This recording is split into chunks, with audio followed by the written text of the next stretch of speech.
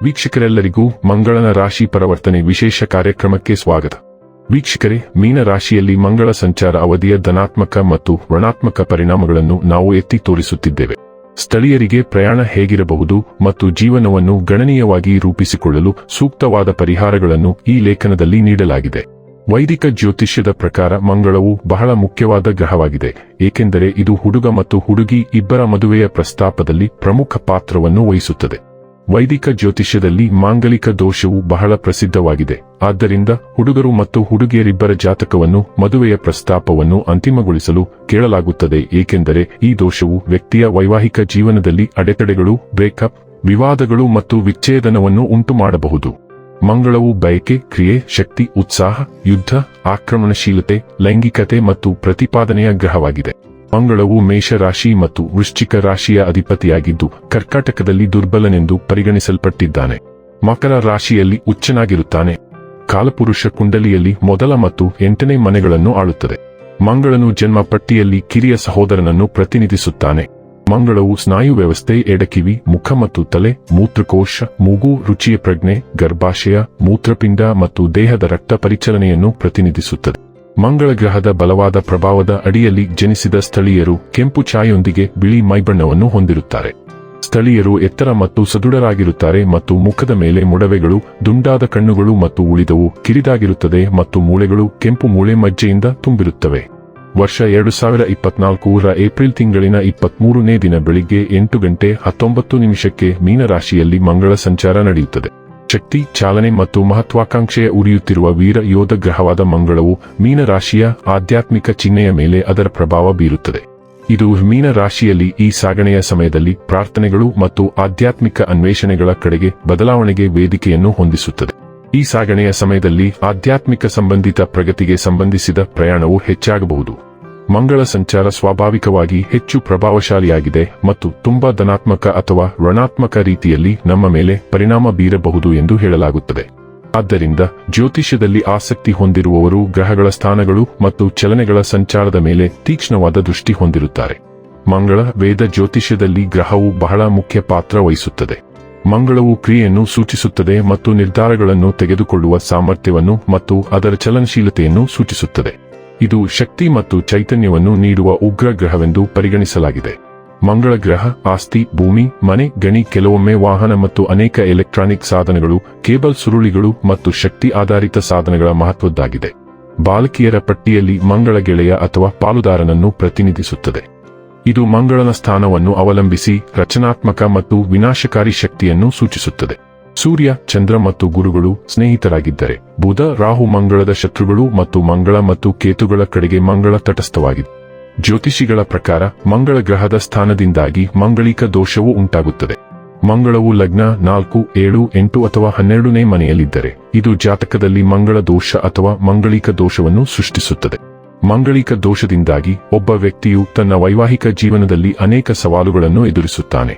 ಮಂಗಳ ದೋಷಗಳ ಋಣಾತ್ಮಕ ಪ್ರಭಾವದಿಂದಾಗಿ ವೈವಾಹಿಕ ಜೀವನದಲ್ಲಿ ವಿಳಂಬ ಅಥವಾ ಸಮಸ್ಯೆಗಳು ಉಂಟಾಗುತ್ತವೆ. ಸ್ಥಳೀಯರ ಪಟ್ಟಿಯಲ್ಲಿ ಮಂಗಳವು ಪ್ರಯೋಜನಕಾರಿಯಾಗಿದ್ದರೆ ಆ ವ್ಯಕ್ತಿಯು ತುಂಬಾ ಸಕ್ರಿಯನಾಗುತ್ತಾನೆ.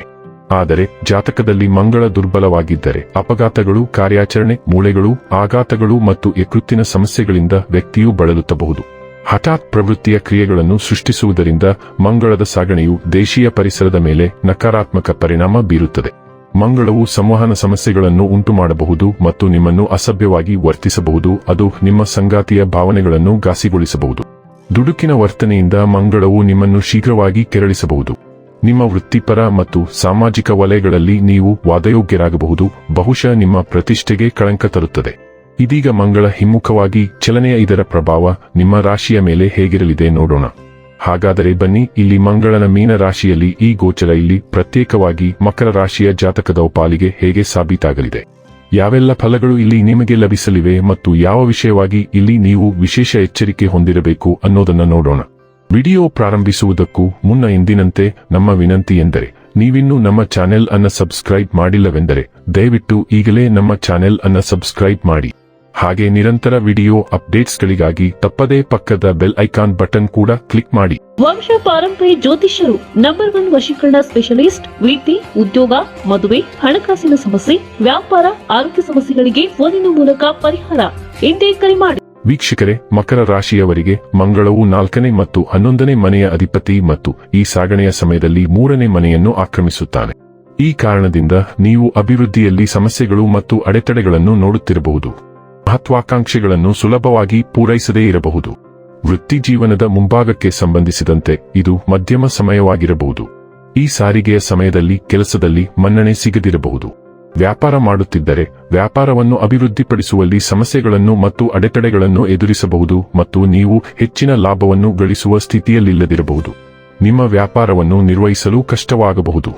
ಹಣಕಾಸಿನ ಮುಂಭಾಗದಲ್ಲಿ ಮೀನರಾಶಿಯಲ್ಲಿ ಮಂಗಳ ಸಂಚಾರ ಅನುಕೂಲಕರವಾಗಿಲ್ಲದಿರಬಹುದು ಮತ್ತು ಬೆಳೆಯುತ್ತಿರುವ ಕುಟುಂಬದ ಬದ್ಧತೆಗಳಿಂದಾಗಿ ನೀವು ಪೂರೈಸಬೇಕಾದ ಬಹಳಷ್ಟು ವೆಚ್ಚಗಳು ಇರಬಹುದು.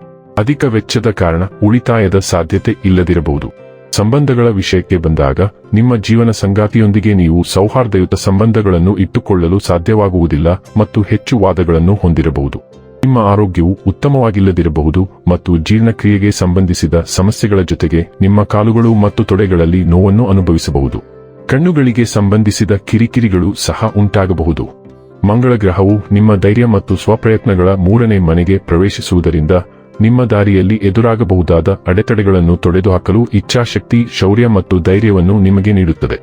ಮಂಗಳವು ಒಡಹುಟ್ಟಿದವರನ್ನು ಸೂಚಿಸುವಂತೆ ನಿಮ್ಮ ಒಡಹುಟ್ಟಿದವರ ಜೊತೆ ಸ್ವಲ್ಪ ಗುಣಮಟ್ಟದ ಸಮಯವನ್ನು ಕಳೆಯಲು ಈ ಸಂಚಾರವು ನಿಮಗೆ ಅನುಕೂಲಕರವಾಗಿರುತ್ತದೆ.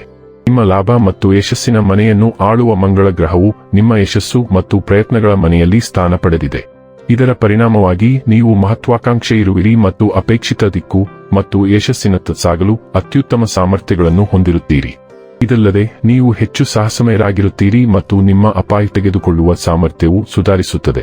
ಇದು ನೀವು ದೀರ್ಘಕಾಲದವರೆಗೆ ಪ್ರಾರಂಭಿಸಲು ಸಾಧ್ಯವಾಗದ ನಿಮ್ಮ ಕಾರ್ಯಗಳನ್ನು ಪ್ರಾರಂಭಿಸಲು ಅನುಕೂಲಕರ ಸಮಯವನ್ನು ಸೂಚಿಸುತ್ತದೆ. ಅದೇನೇ ಇದ್ದರೂ ನೀವು ಅತಿಯಾದ ಆತ್ಮವಿಶ್ವಾಸ ಮತ್ತು ಅಪೇಕ್ಷೆಯನ್ನು ಹೊಂದಿರುತ್ತೀರಿ ಮತ್ತು ಏಕಕಾಲದಲ್ಲಿ ಅನೇಕ ಕಾರ್ಯಗಳನ್ನು ಕೈಗೊಳ್ಳುವ ಸಾಮರ್ಥ್ಯವನ್ನು ಹೊಂದಿರುತ್ತೀರಿ. ಇದು ವಿಳಂಬಗಳು ಮತ್ತು ಸ್ಥಿರತೆಗೆ ಕಾರಣವಾಗಬಹುದು. ಈ ಸಂಚಾರವು ನಿಮ್ಮ ಏಕಾಗ್ರತೆ ಮತ್ತು ಮನಸ್ಸಿನ ಶಾಂತಿಗೆ ಭಂಗ ತರುತ್ತದೆ. 3ನೇ ಮನೆಯು ಕೌಶಲ್ಯಗಳನ್ನು ಸೂಚಿಸುವಂತೆ ನೀವು ಕೌಶಲ್ಯಕ್ಕೆ ಸಂಬಂಧಿಸಿದ ಯಾವುದೇ ವೃತ್ತಿಯಲ್ಲಿ ತೊಡಗಿಸಿಕೊಂಡಿದ್ದರೆ ನಿಮ್ಮ ಸಾಮರ್ಥ್ಯವನ್ನು ತೋರಿಸಲು ನಿಮಗೆ ಅವಕಾಶಗಳು ಸಿಗುತ್ತವೆ. ಈ ಸಾಗಣೆಯು ನಿಮ್ಮ ಪ್ರೀತಿಯ ಜೀವನದಲ್ಲಿ ನಿಮ್ಮನ್ನು ಭಾವೋದ್ರಿಕ್ತ ಮತ್ತು ಇಂದ್ರಿಯವಾಗಿಸುತ್ತದೆ. ಇದು ನಿಮ್ಮ ಜೀವನ ಸಂಗಾತಿಗೆ ಸಂತೋಷ ಮತ್ತು ಸಂತೋಷದ ಮೂಲವಾಗಿರುತ್ತದೆ. ಇನ್ನು ಕೊನೆಯದಾಗಿ ಈ ದಿನಗಳಂದು ಮಾಡಿಕೊಳ್ಳಬೇಕಾದ ಉಪಾಯಗಳ ಕುರಿತು ನೋಡುವುದಾದರೆ ಶನಿವಾರದಂದು ಶನಿ ಗ್ರಹಕ್ಕೆ ಪೂಜೆ ಮಾಡಿ.